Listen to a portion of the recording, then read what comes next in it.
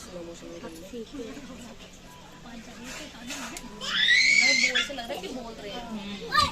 इस वक्त तो बोल रहे हो, उसको ना अलग अलग कलर नजर आ रहे हैं, इसलिए भी देख रहा है।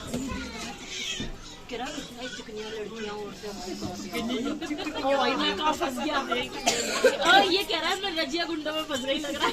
अकेला लेना पड़ा ना सारी औरतें। आ जाओ ये नहीं आ जाओ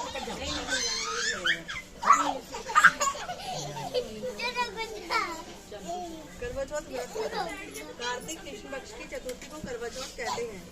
इसमें गणेश का पूजन करके उन्हें पूजन दान से प्रसन्न किया जाता है। इसमें गेहूं का करवा भर के पूजन किया जाता है और विवाहित लड़कियों के यहाँ चीनी से करवे से भेजे जाते हैं तथा इसमें निम्नलिखित कहानी सुनकर चंद्र उदय में अर्घ देकर व्रत खोला जाता है। एक साहूकार था जिसके 7 बेटे थे और एक बेटी थी। वह सातों भाइयों की बहुत प्यारी बहन थी। एक साथ ही बैठकर खाना खाते थे। एक दिन कार्तिक की चौथ आई तो उसकी बहन ने करवा चौथ का व्रत रखा। सारे भाई भोजन करने आए और अपनी बहन से बोले, आ बहन तू भी खाना खा ले।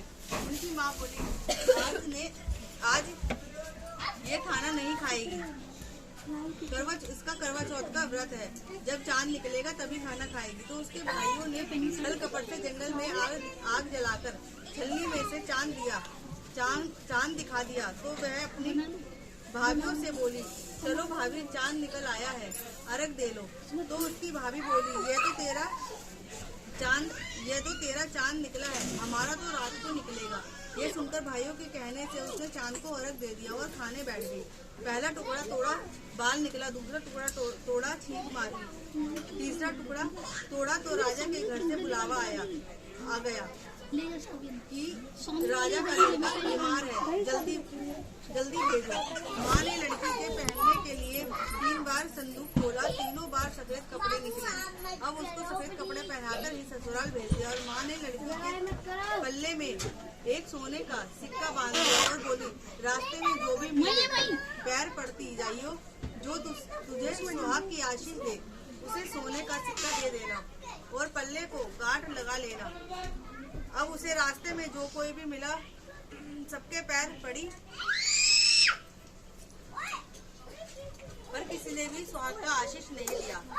अब वह ससुराल में आई तो दरवाजे पर छोटी ननद खड़ी थी। वह उसके पैर पड़ी और ननद बोली,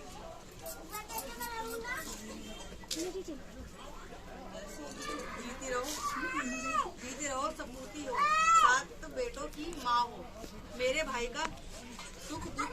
अब उसने सिक्का ननद को लेकर पहले गांठ मारी।